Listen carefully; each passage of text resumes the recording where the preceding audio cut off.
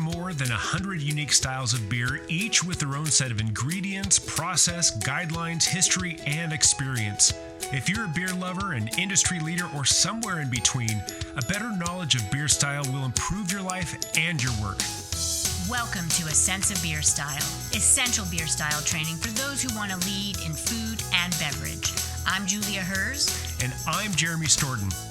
We're advanced Cicerones, beer judges, home brewers, and we're excited to guide you through the vast and wonderful world of beer styles. Well, welcome back to the Sense of Beer Style podcast. Julia, nice to see you again. I'm really excited about this one. Yeah. I've got a little story for you. You go. Once upon a time, there was a funny-looking guy that with more hair than I currently have that got done, lived by the beach and got done surfing one day and went to go get some food and decided to have a beer. And that beer was a British brown ale. And that beer, I'm not going to lie, that person was me. That beer opened up the world just enough for me to poke my nose in, and next thing you know, I come tumbling into the beer world. And it was the British brown ale, the Newcastle, that was my origin beer. That was my gateway beer that led me into where we are right now. So I'm really excited about the style. That's a big deal, and not everybody would say that as their first entry because you just don't see a lot of examples of these. So I love it. That is wonderful. Yeah, and so this was one of those beers, back in the 90s,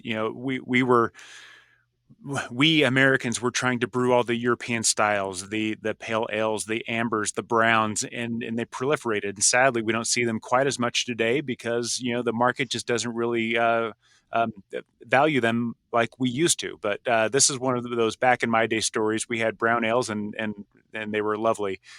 But the history of this, of course, and you're going to talk about ingredients in a minute, but this was really ingredient driven and technology driven for a long time. But this is the British brown ale, not to be confused with a London brown ale. That's a different story. We'll talk about that at a different time when we get to historical styles. But this is the British brown ale that many of us fell in love with when craft beer really got a solid foothold in the U.S. But Julia, let's talk about the ingredients. Yeah, and when it comes to ingredients, that's going to set the tone for flavor, aroma, mouthfeel. And if you come across one of these, and we'll talk about commercial examples too that are covered in the 2021 Beer Judge Certification Program guidelines, which Jeremy and I, as a Sense of Beer Style show co-hosts follow, we'll get commercial examples. But for British brown, you've got British mild ale or pale ale malt, right? So your base malt fermentable has a little bit of color. It's not a Pilsner malt. It's pale or mild British style malt. There's different brands. There's different heirloom varieties. But you also might have a little caramel malt snuck in there. Caramel malts are used not as a fermentable, but for flavor and color and a little bit of sometimes mouthfeel enhancement. And then some darker malts, depending on who's brewing it, but particularly chocolate malt is brought up. I think of chocolate malt as a higher roasted malt. When malts are roasted, they are not a fermentable. Think of chocolate, you've got the Munchies 420. Right? 420 degrees Fahrenheit is often what chocolate malts are roasted at. So if somebody sneaks that in, that's going to make this for a darker version of the style. And you get a little bit of nutty character. And so maybe you've also got English hop varieties, although it's not a huge emphasis, that will really bring this to an authentic example if you're fortunate enough to have one in your glass. And with that, what do these beers look like, Jeremy? Well, luckily, I just happen to have one of them in front of me. Imagine that. So for those of you who are listening, I have this in a British pub mug, and this is a beautiful a brown beer with there's almost like a reddish garnet kind of a hint to it. When I look through the beer at a light source, then I can see some of those garnet highlights. So we're talking like dark amber, not quite solidly brown, ironically. Um, but the beer should be clear and have this wonderful kind of like a light tan head that can persist depending on how well you pour it. And and this one I have to say it did a pretty decent job. I got a nice little color foam on this. And if you pour it a little bit more assertively, like I did, then it can all the larger bubbles can dissipate, and all the kind of tighter bubbles really start to collect and form almost like a mousse-like structure in there too, and which is just aesthetically pleasing and gives you a wonderful beer mustache, which is one part of the part of the charm of some of this stuff. I think it's Um, very pretty in the glass. And brown is relative, right? Brown can be light yep, brown, medium brown, very dark brown. Brown is a spectrum. So I'm yeah, calling that brown.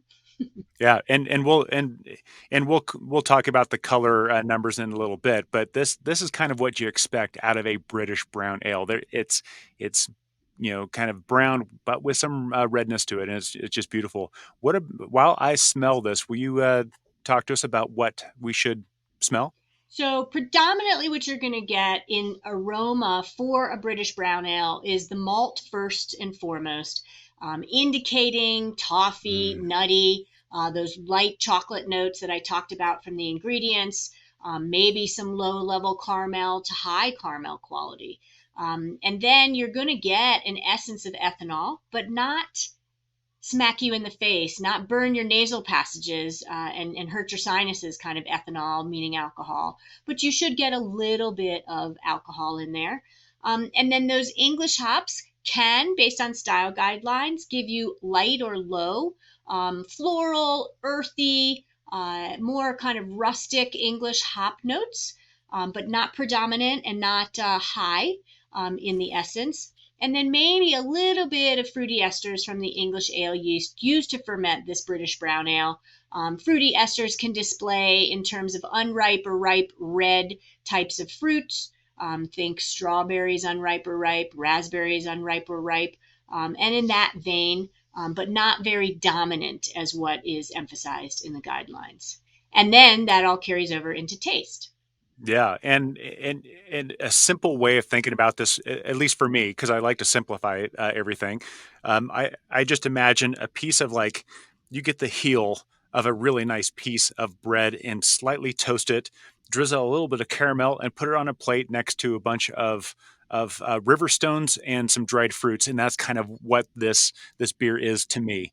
Um, and when we move over to the flavor kind of, I'm sorry, it doesn't kind of, it definitely goes along with that. But what we're really looking for is a kind of a low to medium sweet maltiness to it. This is a malt driven beer. It's in balance, but the malt is the forefront of all this stuff. But the caramel is present. It's beautiful caramel. It can be low to high. It could be all over the place depending on the beer style. If you have a beer that's slightly aged and has some of that aged character, that can also be misinterpreted for even more caramel, which there are worse things in this life than having a little bit extra caramel in a beer, right? Um, but the nice thing about this, because of the way that they're brewed, you can have a medium low to medium kind of dryness on the finish. So it's not heavy, it's not cloying, it's not like that dessert you take two bites and think, oh, it's too rich. I need to be done with that. It's clean and easy to drink. The bitterness on this, to kind of keep it in balance, you have a medium low to medium bitterness. It's not terribly present, but you can taste the bitterness. You can taste those floral, earthy hops that that give you hints of maybe some green tea, maybe some orange marmalade, maybe some like brown leaves in wet soil. These are just some of the flavors you can get out of British hops, and they're just lovely. You mentioned fruity esters, and that's where I use that analogy of putting this caramel toast on a plate next to some dried fruit. You can get those low to medium fruity esters, and for me, they really come through as almost like a dried prune, a dried date, or dried fruits as really comes through. Um, what I don't get is I don't get overt toastiness. I do not get any roastiness. There's no burnt. There's no ash. There's no smoke. Everything is just is just sweet fruit and bread and just wonderful. And that's really how these ought to come across within reason. I mean, there's going to be variation from different breweries and different brands, but this is the center of the bullseye when it comes to the British Brown. And those Um, descriptors are enough to make anyone want to try this style. Very, very yeah. poetically described. I love it. Well, let's keep going with it on mouthfeel then. Sure. What am I tasting right now? Right on. I love to describe what Jeremy's tasting that I'm not tasting when you could be tasting while you're listening or watching this. Mouthfeel, pretty straightforward, medium light to medium body. Again, we've been indicating this is not an aggressive style of beer. It's a beer that has some nuance, has some delicacy. So medium light to medium body means it's not too heavy on the palate. Medium to medium high carbonation is going to dry it out. Carbonic acid and CO2 will help dry out a beer. This is definitely a description of modern version. These guidelines, 2021 BJCP, they're definitely a modern description of this style. I mean, these beers used to be served warmer, used to be served on cask. Cask would indicate that it's lower volumes of CO2, lower carbonation. So when the style guidelines and or Jeremy and I say medium to medium high carbonation, that's based on today's modern adaptations of the style. So very straightforward. And probably a little bit of grippiness from tannins from the higher roasted malts. The more you roast malt, the more you're going to get some tannins, some astringency. Think, kind of steeping a tea bag too long. A little bit of grippiness, but not too aggressive. But something that's probably noticeable there is the tannins and the astringency. Sure. And I will say, just to keep in mind, that if you are lucky enough to find a British brown ale on cask, then that mouthfeel will be different. It should be creamier, should be smoother, should have a lower carbonation, just because it's done in the cask style, and that's a different animal altogether. But the animals are related, so it's wonderful. Exactly. So style comparisons, please. Style comparison. One thing just to point out, I don't recall if we talked about this in much at any length in previous Stylecasts, but I will say this. Generally speaking, ounce for ounce, pound for pound, an American version of a beer versus an English version of a beer, the American version will have more pronounced hop bitterness and typically more American ingredients. Think hops like the pine tree and the grapefruit. And the British version of the same beer style will tend to be more malt pronounced and have the British ingredients. So we're talking like the wet earth, the stone, the tea, and the marmalade hop flavors. And if you are a betting man or woman, you will have the house odds if you assume that with any American versus British style wise, and this follows that for the most part. Now to compare this to, so that's a comparison to an American brown. To compare this with a British bitter, for example, if we took that same bitter with the same balance and added just more darker and sweeter grains to that, then we get the brown. We're bringing the malt forward just a touch and keeping the hops where it is, and you basically have yourself a brown in comparison. When it comes to a British porter and especially a stout, it's not quite there. It doesn't have that much dark grains yet. It's not approaching roasty. It's not approaching acrid.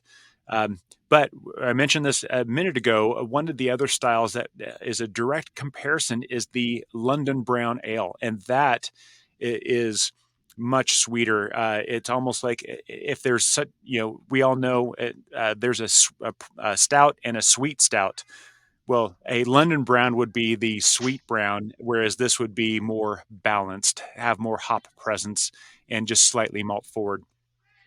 So that would be the comparison, just to kind of navigate your way through the waters of the beer styles. That's where this British brown sits.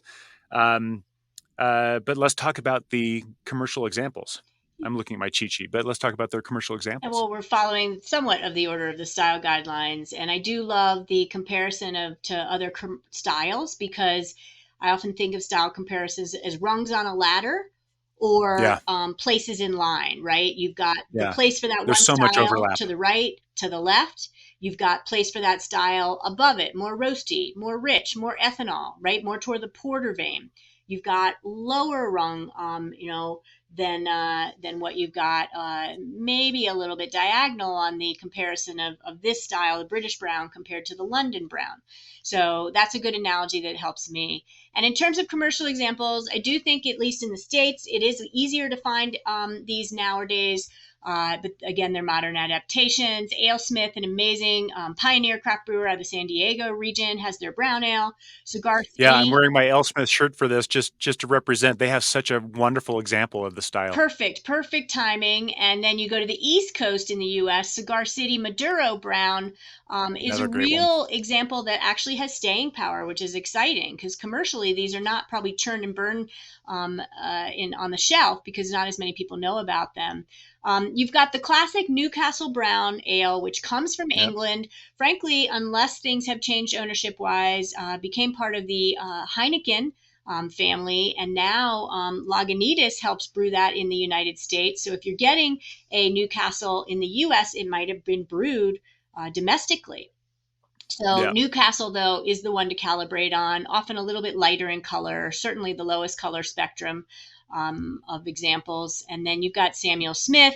That Yep. is got the emphasis of nut brown. And so I think the difference here in talking about British brown compared to the sweeter, more malty London brown is that nuttiness, right? The Newcastle isn't overly nutty, but it brings you to elicit that thought as opposed to the sweeter London brown ale. So Samuel Smith has a name deliberately including the nut flavor because you might get an essence of those nuts, those cashews, a little bit to Yeah. pecan and the like. So that is commercial examples. And then the beer stats will always hopefully align us in your beer studies and journey.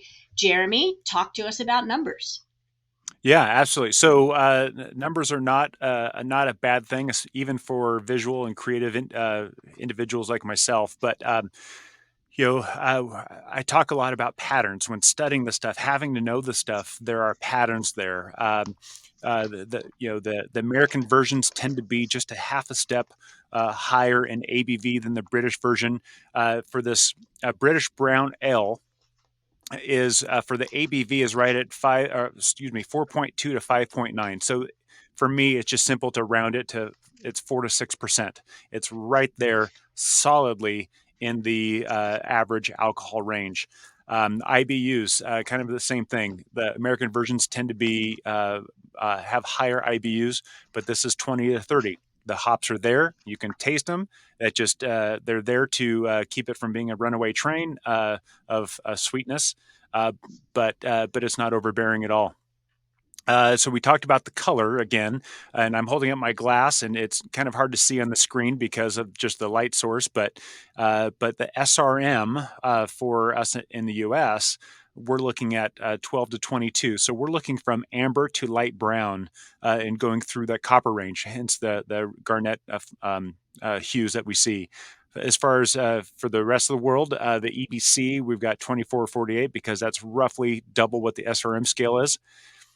And when we get to the gravities, we're looking at 1040 to 1052 for original gravity. Not terribly strong. It's not meant to. End your Friday night early. It's meant to keep that party going a little bit. And with the starting Plato, the original Platos, we're talking 10 to 12, 10 to 12 and a half. When we get to final gravity, again, we've talked about this 100 times, if not more. This is where we get a sense of body. This one is right on the fence from 1008 to 1013, and lets us know that it could be a little bit lighter and with that dry finish, or it could be just have a little bit more body to it. Again, the final Plato, if you use Plato, we're talking 2.1 to 3.6, so 2 to 3.5. But the ultimate range, kind of compared with ABV, we're looking at 8 to 9 Plato. Is right around that ballpark. And so those are the numbers. These are the things that, you don't have to memorize these unless you're going for beer judge, unless you're going for higher levels of Cicerone. Then it's important to have this in your head, especially compared to other styles, and just see how they overlap and how they differentiate. So that is our our vital stats. Excuse me. What glassware and temperature would you like to see this in? And if you are watching us, you can find us on YouTube if you want to watch, and we are visually doing the show. If you're Yep. just auditory listening, it's okay. Just play along and let us take you through it. Jeremy's got the perfect glass. And what I love about the emphasis is on dimpled pub mug is envision walking into an English pub. If you've never been, you need to take the half day. Imagine it being rainy. Imagine a little dog by your feet and a fire across the room. And somebody is going to potentially pour this style into a dimpled pub mug. So it's dimpled in the outside exterior. I think it gives it a essence which is a little more grippy for your fingers and the paws and the Yep. pads on your hand.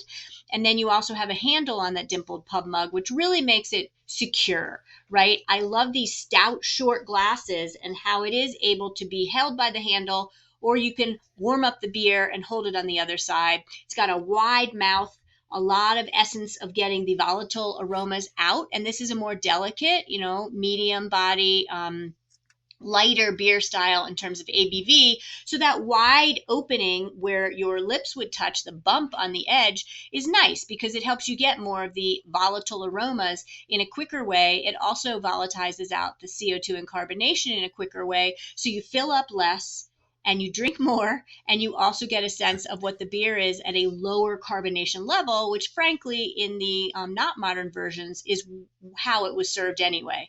So dimpled Yeah. pub mug, and then the service temperature, eliciting to me cask scale temperatures of high, 45 to 50 degrees Fahrenheit. 50 degrees Fahrenheit would take you to 10 degrees Celsius. And what I want is something that's a little warmer. It's got it's not lukewarm. It's got an essence of a chill to it, but that 50 Fahrenheit, 10 Celsius gives you the beer in its best light. You are going to taste the Yeah. most of those hops, taste the most of that malt instead of that temperature really dampening down a lot of the flavor. Yeah, I think this pub mug, from my personal experience, it does encourage bigger gulps and quicker drinking, just because it's there. It in fairness, it doesn't really prop the color foam up as well as other glasses, but it is a joy to drink out of. And with a beer that's not this strong, it is perfect. And I totally agree with the temperatures as well. It's kind of a sweet spot. To let this beer open up at slightly warmer temperatures. One other thing I would say is, if I found it in a no neck pint, that kind of looks like an American pint glass, but with a little bulge toward the top, uh, that's perfectly great to drink out of as well. And basically anything that gets this beer to my lips, I'm happy with. But you can get some style points with these two glasses. When it comes to pairing, some of my favorite things to pair with this beer, because it is a little bit maltier, it is a little bit more leaning toward the sweet. We can get away with some spicy with this. I'm not afraid of spicy, but I don't love it for spicy's sake. And too much spiciness will just kind of wreck my palate, and then I can't really taste things as well anymore. Anyway, this beer really helps with that. I can enjoy like spicy barbecue, for example, beef stroganoff, anything like that. I can use the sweetness to temper some of that spiciness. And I just mentioned beef stroganoff a bit early, but you get these earthy, creamy flavors. This adds the chocolate and the nuts to that. You get some cocoa crusted goat cheese to kind of add this kind of like a acidic zing to this. It really takes things in a different direction. Smoked Gouda, you add a little smoke to this, the nuts and the chocolate and the bread and the caramel. It's wonderful. But I do have to finish on going back to what got me started on this journey in the very beginning was that Newcastle and a very simple pasta salad. That is what pushed me head first into this rabbit hole we call beer. I love it. What a great description. And I'll take it to the cottage pie, shepherd's pie. Yeah. Those kind of pies with pie crust is going to fall into and link and bridge into the malts in there, which is really, really nice. So I love the notion of that. I love Jeremy's description. Anything with a sense of nuttiness that you can go to cashews or pecans, I'm going to want to pair it with that. I love the Gouda, the aged Gouda. Really good descriptions there. I think we nailed it. And this is wonderful. So if you're listening, if you're watching, go out and find yourself a good British brown and enjoy it. And if you love it as much as I do, then ask your brewers to brew more, because it really is a fantastic beer. Yeah, or homebrew your own. We've got lots of recipes all over the planet and the universe and the world to figure out how to brew each classic style. So go forth, enjoy, and thanks for listening to A Sense of Beer Style. And cheers. Thank you for listening to A Sense of Beer Style, the essential beer style training for those who want to lead in food and beverage. With advanced Cicerones, me, Julia, and me, Jeremy. Tune into the next episode as we continue exploring the world of beer styles and what to make of them. We encourage you to listen to the prepisodes to build your foundation and better understand beer styles. And before the next episode, I'd like to ask you to review the show and let us know what you'd like featured in upcoming episodes. Until next time, here's to you and your sense of beer style. Thank you for listening. Cheers.